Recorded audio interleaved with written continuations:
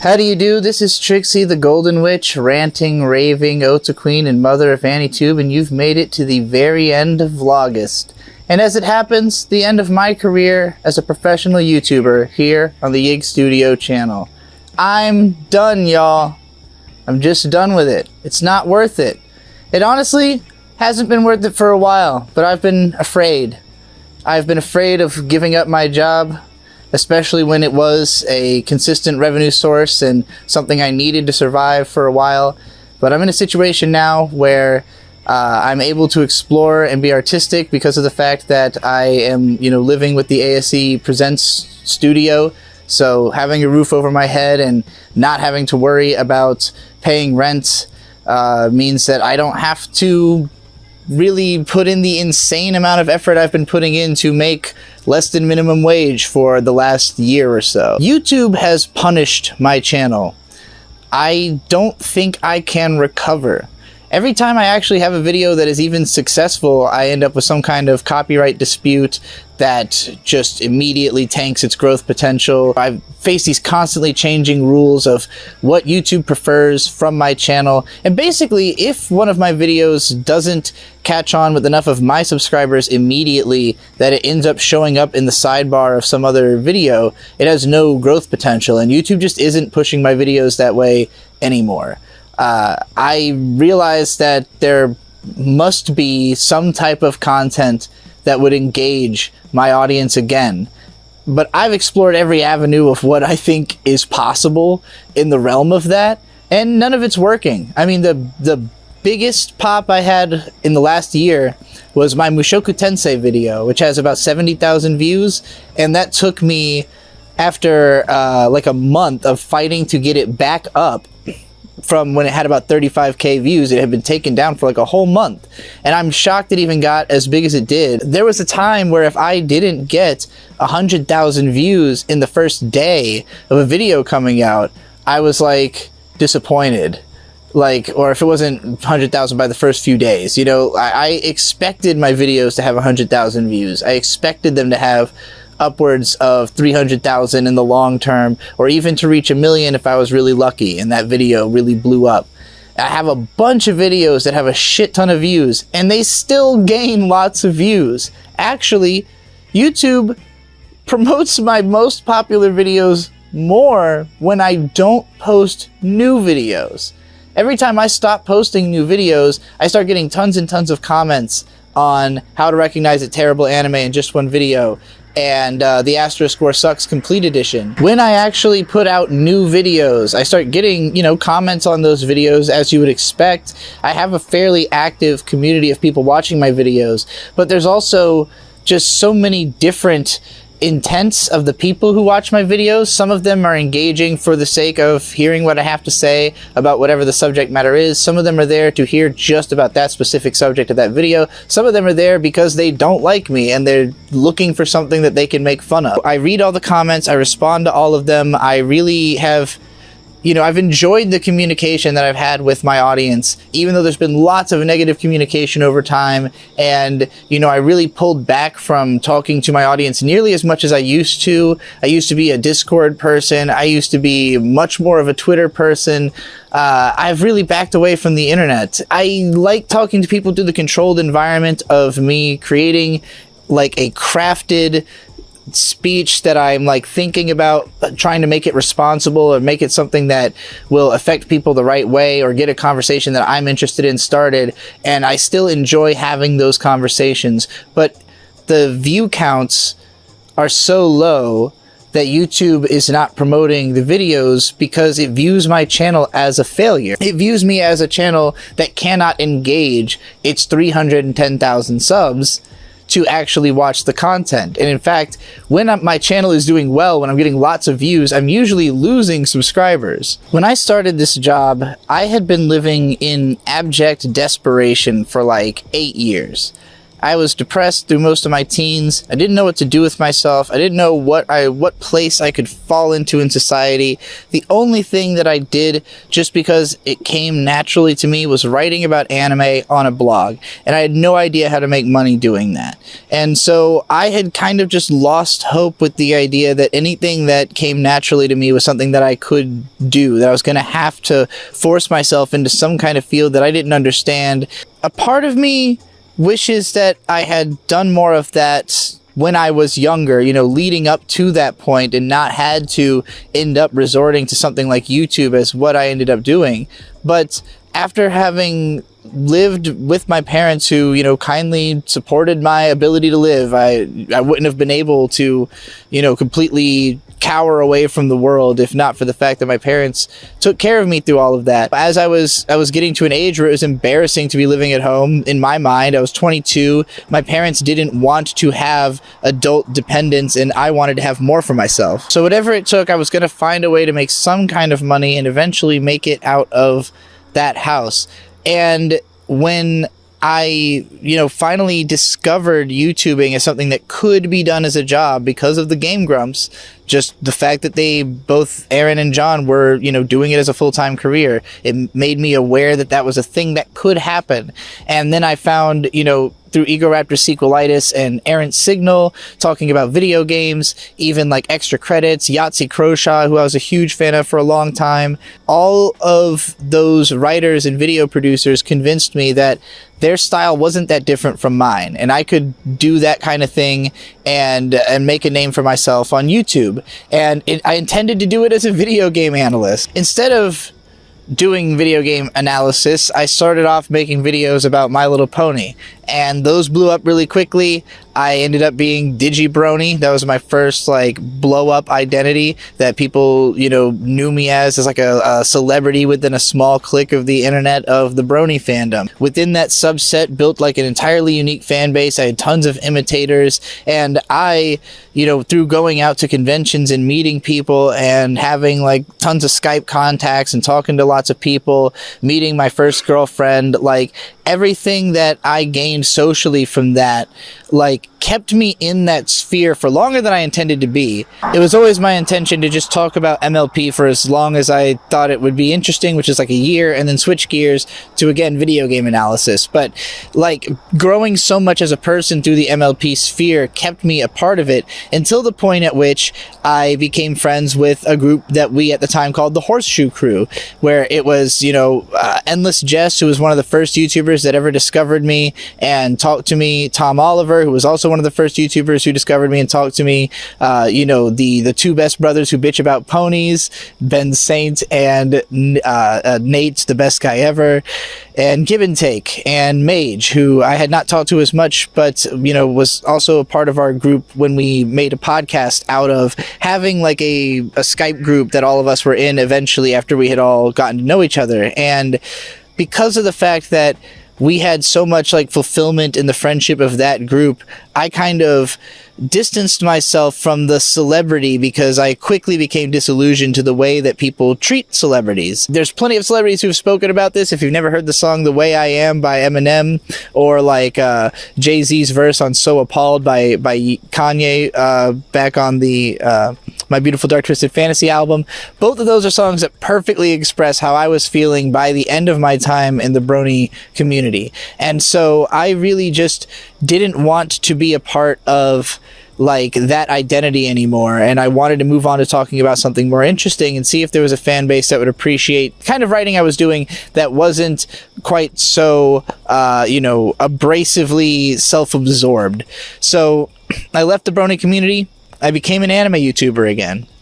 Walk with me. When I started making anime videos, the only people who were watching them were the people who had already been fans of me as a Brony YouTuber, many of whom didn't even really know or like about anime, but were watching the videos anyway just because they liked me. And eventually I had videos that cracked, that blew up through Reddit mostly, and then started growing through YouTube algorithm, catching on to me and promoting my videos to a bigger audience. So eventually I lapped my original success as a Brony YouTuber when I became an anime YouTuber. And from near the start of all of this, I was mostly relying on Patreon for my income. Only a few months into having been a brony YouTuber, Hasbro had like mass flagged everything brony on the internet that they hadn't before.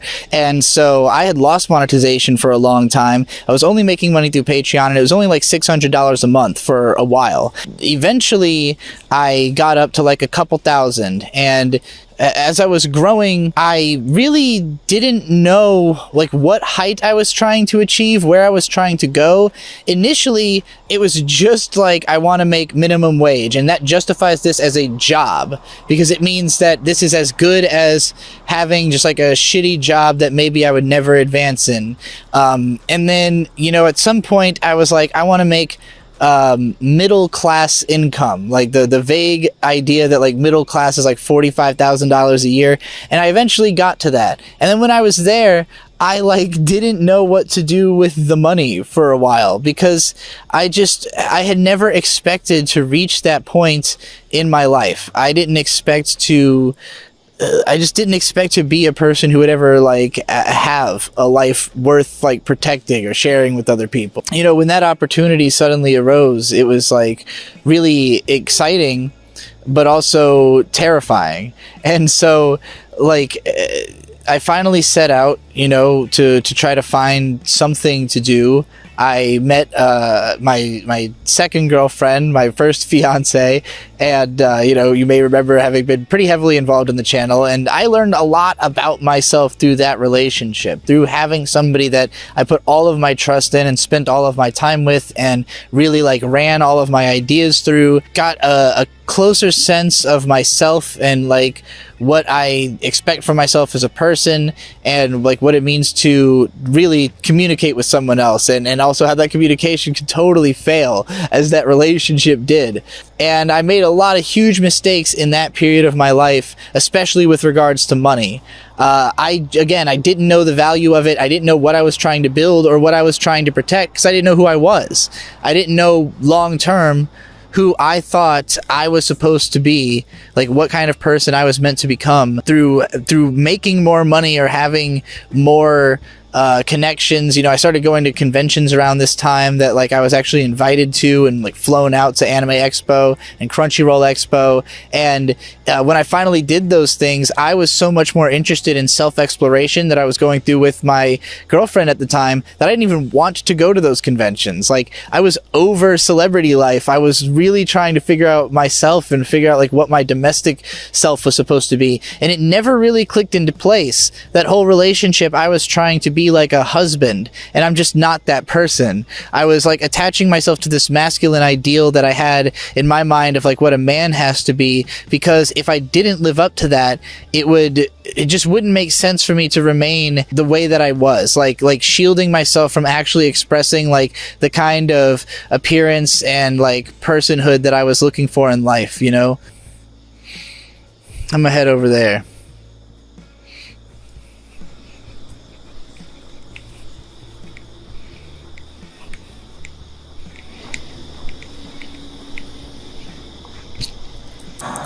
Coming out as a trans woman really changed a lot about the way that the internet responded to me and the way that I wanted to present myself on the internet. I had a character that I was performing as an internet personality, Digibro, that was very particular in like, it was like the ultimate version of a mask. Like I had like a big beard, the sunglasses, I was usually wearing some kind of headgear, like totally trying to hide myself, because whenever I was shaved and like see myself in the camera, I looked pretty and it made me want to look feminine, and then I would over obsess about like getting the lighting just right, or you know, wondering if I should wear makeup or not, or like whatever I want to feminize myself because of the dysmorphia I feel towards seeing something approximating the identity that I really feel inside, but not quite lining up with it because I was overweight or just depressed or out of shape or whatever it was.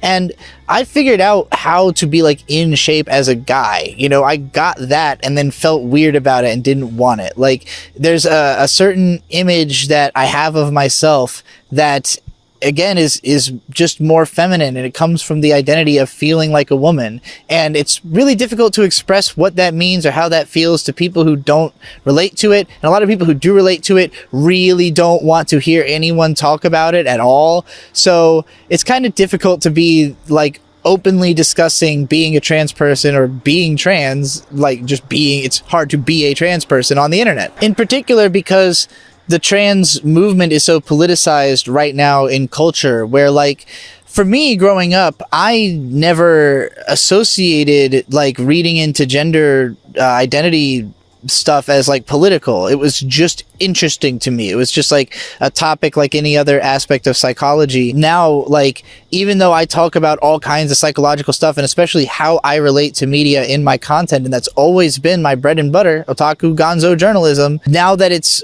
the trans experience, there's lots of people who just don't want to hear about it, who maybe did once, or who just feel a different way about it, and they're just not ready to hear what I have to say about my experiences anymore. I've said everything there is to say about anime on a technical level that I have to say. I'm not an expert. I'm not an animator. I don't work in the industry. I've always just been an observer from a distance, mostly watching anime, trying to find something within myself that feels missing that I couldn't get from Western media or from live action media. It came to a point where anime just became this like defining feature of my life, in part because of the fact that I make money talking about it, and in part because I still was finding the most connection in media to that like 1 in 200 anime I would find that I really loved. But like my whole career has been me slogging through tons of shit I don't feel any connection to, and even talking about that fact and why that fact shouldn't matter, and why most people shouldn't even be dealing with the issue of having to watch bad anime. It doesn't even make sense unless you're making money from it like I was. I don't know what compels other people to do it, but even I can't do it anymore. I can't even recommend anime that I don't feel strongly about enough to think that it's actually worth more of your time than doing something like, I don't know, talking to anyone. Like I said at the end of my 420 plus anime recommendations video, I can't with a straight face tell you that you should be watching anime. I can appeal to people who already love it, who are like deeply involved, and I like doing the Anime Alphabet series because I only talk about cultural milestone classics. Like, the show is never about how good the anime is, it's about the impact it had, the effect it had on people, how it changed culture, how it inspired others, or like what made it interesting to those people in the first place, including myself. And I still would love to finish the Anime Alphabet series. I want to just make all of the rest of them and then make them all come out at once at some point in the future, but without it being a thing I'm doing as a YouTuber. I'm just fighting an uphill battle trying to put out enough content and the right type of content that will jump my career back into shape. It's just not, I don't even think it's actually possible if I was doing that. Like, I got as close as I could back in April. I really did just put out like the best idea I had every couple of days for like 20 days in a row. And yeah, again, the most successful videos got copyright struck and I had to fight for them to even exist. So it's just not worth it anymore. Honestly, I'll tell you what I should have done if I wanted to have a career as a YouTuber. I know exactly where the break happened. Back in 2016, when I first changed my Patreon from per video to monthly, I had this massive spike in revenue. I think that month I made like $6,000, and I was making $4,500 on Patreon for quite some time. I had a really high paying Patreon for a long while, and it was, you know, it was enough that I could pay my editor, Devu, who was part of the PCP by this point, the podcast with all those Horseshoe Crew guys I mentioned, which went for years and years, and those were like my main creative collaborators for a long time. Devu was somebody who understood my work well enough that I could just send her an audio file and then be returned a complete video that was above the standard of what I could do. For me, it was like, I really wanted the videos to look good enough that I would want to rewatch them, and my own editing wasn't that good, and Devu's was. So I was willing to, you know, to pay a lot more than a lot of other YouTube creators pay their editors in order to have that level of quality and to be able to work with Devu more than not. And then eventually I couldn't really afford to do that anymore.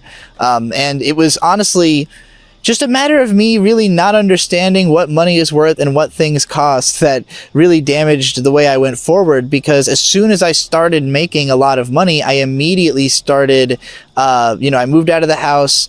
I got a girlfriend. I started spending lots of money eating out. I started spending lots of money on weed, smoking very irresponsibly because I didn't know how to smoke conservatively. Spending lots and lots of money on having fun and trying to have a life while still managing this incredibly busy career. And doing both things at once really hurt the career. And if I had built up enough money, what I should have done was just continue doing anime videos for 6 months and then retired and then had all the fun in the world and then come back and done something new.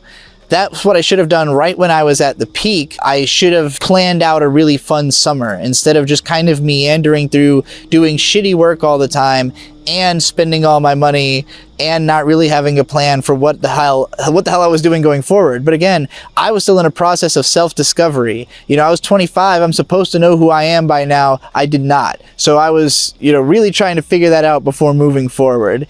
And by the end of my previous relationship and the start of my next one, I, had undergone a lot of gender transition. I had changed the way I present myself. I'd lost a ton of weight. As I started going out with my new partner and actually leaving the house and seeing the world and trying to find where I'm interested in being and who I'm interested in being around, I unlocked a much more interesting and adventurous life that to me started giving me more perspective and more ability to write again. If you asked me to defend the content I made in 2017, 2018, 2019, 2020 even, I could say that a lot of it on a technical level is solid. My favorite stuff from most of those years was my own music, and that's actually the stuff on a technical level I could defend the least, but emotionally means the most to me and said the most about myself. And most of the connections that I've made that are really close and personal are through my music. It's people who appreciate what I was saying in my bars or the sounds that I was making. Those are the people who have understood me the most and connected with me the most, way more so than people who watch me talk about anime or even just about life in general, because a lot of those people are skipping around in the narrative and not really capturing a full gist of me, but just seeing bits and glimpses and me filtered through this or that, and then their own expectations come into play as well. And there's just so much going on in the average viewer of my content that takes them away from just getting the me out of it, which really rawly comes through in the music. And so a lot of the content I put out in those years was kind of spinning my wheels, and people noticed that. And eventually I started losing money. And it was right at the same time that I made the extremely expensive decision to move to Boston. And so I've been kind of floundering on a money level ever since then, because I had a rent that was way too high for the amount of money that I was making at the time. After I moved to Virginia Beach, I started to recover somewhat, but it was slow growing, and I wasn't really catching up to the debt that I was accruing by way of that Boston living. When my ex was finally moved out and I ended up with my new friends in the ASE Presents crew, all of us were really interested in making stuff together. I wanted to get an RV, put all of us in it, and drive around the country just meeting people and making stuff. That was my plan. A whole bunch of life drama happened as soon as they moved in, and that did not happen. But we did end up traveling around the country, meeting people and making stuff in, a car and staying at hotels. And it was really expensive for me because I didn't know how to plan anything or what the expectations I should have for what was going to even happen during any of our trips.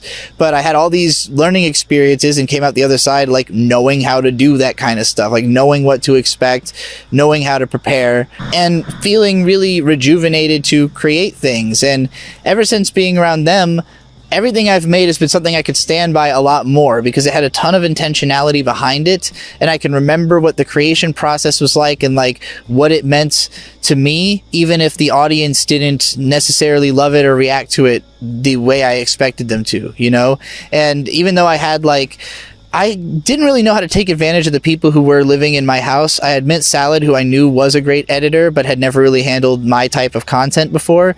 So I would kind of leave her to work on, ASE Presents type stuff, or not really involve people or engage them to the level that I should have. And I made the biggest mistake in my career around this point that a lot of people have unfairly blamed my friends and the people surrounding me for, which is unlisting most of my videos from my channel. On the one hand, I got what I wanted from it. So the way I did it wasn't right. I could have been gentler. I could have, you know, done it in a way that more people would appreciate, or a way that benefited me more in the long run, where most of those videos didn't get archived in a way that competes with me on SEO. Like, there's a lot of reasons that I should have done it differently. I got people to finally recognize how serious I was about changing my identity, and how much it meant to me, and how I couldn't be treated like the same person that I had been treated like before, that I wasn't going to accept that, and I needed to move on. And that's why I haven't relisted those videos, even though it's punished my channel tremendously to have done that. Taking away all those videos, you know, a lot of them I brought back, the ones that were reasonable to me, that like they didn't say anything or reveal anything about me that I thought was like embarrassing, even if they aren't necessarily like my current feelings on things. Taking down all those videos tanked my channel in a way, and bought bad will for me and the people around me who were working with me, who really had nothing to do with it, because I went behind everybody's back and told nobody I was doing it. I just made the video where I said you have 2 weeks to download all my content while everyone was asleep, and then like posted it, and everyone woke up to it. So like, I really was doing it because I knew nobody would tell me to. Nobody would say it was a good idea, and I needed that feeling of like grasping at power to get it back from my reputation that at that point was just spiraling completely out of control. I'm going to continue down this bridge. The damage that I did to my reputation by damaging my brand and my online identity also damaged a lot of my friendships and a lot of my opportunities with the people that I've been working with primarily up to that point. I'm not really on speaking terms with practically anybody in the PCP anymore. Or at the very least, I don't speak to them, even if we are on speaking terms. I used to have lots of like fans or other creators that I knew or talked to, who most of whom have kind of fallen away, or you know, just aren't interested in what I'm doing now. And there's very few people who have stuck with me through everything, and I appreciate those people to death. And I'll still be seeing those people in my retirement. None of them is going to be worried about, you know, whether or not they can find me or get to see me. But, you know who you are, and if you don't, you'll find out. I lost a lot of those connections around the time of my transition, and the new friends that I was working with, I was having tons of fun making content I really believed in, but nothing that was really connecting with my audience in a way that was making me enough money to like keep doing things that way. So I had to reincorporate, you know, whatever I thought would be like the most successful. And that's Anime Alphabet. To me, it was like the best way to ensure that like every video is about a super relevant subject that will be relevant forever. It's about anime. It's super in-depth. Every video is really long. You get one every single fucking month. It's just like the most me content that could exist. And I think it's really good. None of them have ever really taken off. All of them have view count goals, at which point they are supposed to have sequels that none of them have reached. It's been over a year. I've put out 12 of the things. None of them has blown up and been a success in the way that any video I would have put out back in 2017 would have been in a day.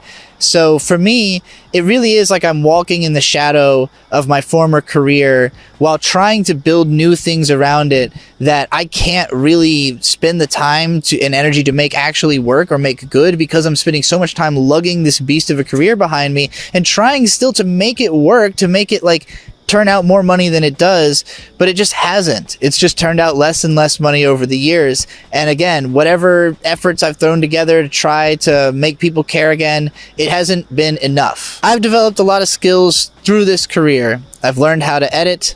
I've become what I would consider a masterful writer. I'm able to write pretty much about any subject instantly, incredibly fast. I've become a pretty solid speaker, aside from stumbling over my words here and there. People are usually impressed with my ability to just go on unscripted. Made lots of new friends and new connections since changing my identity that mostly have nothing to do with my channel, mostly are people who just appreciate what I've already accomplished and want to work with me because they think I'm interesting or they vouch for the work I've done. So being somebody who, you know I can write well, edit well, and do things for other people, be involved in YouTube creation because I've done so many parts of the job for so long. Like, I know that I can be an asset to other people doing similar things, or even doing things closer to what I want to do, or even who can slot me into their thing and just pay me to do that, without me having to manage this whole nebulous idea of a career any longer. At this point, it's just an albatross on my shoulder. It's just like this thing that's keeping me from doing all of the more interesting things and the more interesting opportunities I have. And every time I think about how I'd like to go work with someone, but I don't know how I'm going to get enough videos out that month to keep myself relevant, or to keep my patrons happy, or every time I have to come up with a new scheme for something I can sell, or some way to do more rants or whatever, I'm still going to do my rants. I still have a Patreon. You can still pay me $5 and I'll still do a stream every month in order to rant about whatever you want me to. Send me a DM. I'll tell you if I can rant about it. I have fun doing that. It's a very easy way for me to make money doing something that is fun for me to do. But that's the only part of this job that has stayed fun, is the stuff where I can tangibly say, like, you just gave me $5 and I'm going to rant for a few minutes and I know we're both getting exactly what we wanted out of it. And otherwise, it's me trying to figure out where is the intersection of something people want and something I would want to do that they would want me to do. I just can't. I can't anymore. I'm old and tired. My body can't take sitting in chairs for 12 hours doing fucking long anime video edits anymore. I want to be going outside, meeting people, making totally different types of content, working on other people's content. I just want to be involved in a totally different way with being a media personality. Maybe I will reappear as some other character in some other way, in some other place, on some other channel. Maybe you'll know it's me, maybe you won't. Maybe I'll have a mask, maybe I'll have 40 masks, maybe I'll have more, maybe I'll have as many channels as I actually have. Who knows? But we'll see what the future holds. If you need more of me immediately, I am in other people's videos. I'm still on YouTube pretty often on the ASE Presents channel, the new Void Gazers podcast, and Jittery Zeitgeist podcast. I'll still be filmed for the What You're Reviewing channel doing music reviews. I'll still be on patreon.com/ASE Presents ASE Daily, which comes out every single day. And we just film whatever happens in the ASE Presents studio. If you want to work with me, if you think that you have something for me, something you want to pay me to do, especially, I love writing, I love ghostwriting, I could probably edit for you, depends on what you want me to do, depends on the workload and the offer, but like, I'm out to just do whatever. I'm done with this. People always seem to perceive me as like exceptionally busy, like I'm just way too busy to contact. Honestly, it's more that I'm disorganized and I won't remember that I've responded to something. If you go through ASE Presents, if you go through ASE Riley, he's way more organized and way better at keeping tags on my schedule than I am. So, working with the people I work with is the fastest way into my appreciation. Also, I am going to be working for Mint Salad directly, helping her on her Mint Salad Sauce series of movie reviews. I'm still going to be around in all sorts of capacities. I am somebody who can't help but keep myself busy. I can't help but create. I've always got ideas. I just want to package and market each idea individually as its own thing and not as just like this continual drip feed of content that I do as a YouTuber. It doesn't work for me. I am not making enough money to make it even worth doing as a side gig. So fuck it. I'm out. Catch me where you catch me.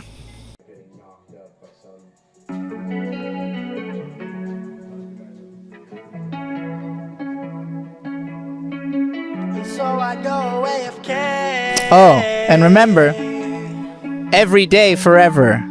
Internet shit don't mean a thing. Where we operate, you could get a ring on your finger, or a bang, or that lingers, or a lifetime of pain, or a lifetime away. Yeah. You don't know about my internet. Back before that Y2K light, you must be this weird to check. They called it the Wild West, I call it an incel festival. Not the brightest or the best, but bet they felt the rest of fools. Down amid the kids and tools, I only felt uncomfortable. You're here to lick your wounds, but no, that's not the thing to do. We don't know what to prove, and there's no one here to teach. There are the ones who preach, but we ain't good at listening. The blind that lead the blind, deeper, deep into the deep. Your soul's against the reef, bleeding, trying to find your feet. You wanna be my friend? Then we're meeting IRL, cause I've been AFK since realizing needing the nets and L. And so I go AFK. Internet shit don't mean a thing. Where we operate, you could get a ring on your finger, or a bang, or that lingers, or a lifetime of pain, or a lifetime away. That was AFK, and we are Sucker Punch. Catch us on Spotify, YouTube, everywhere. Peace.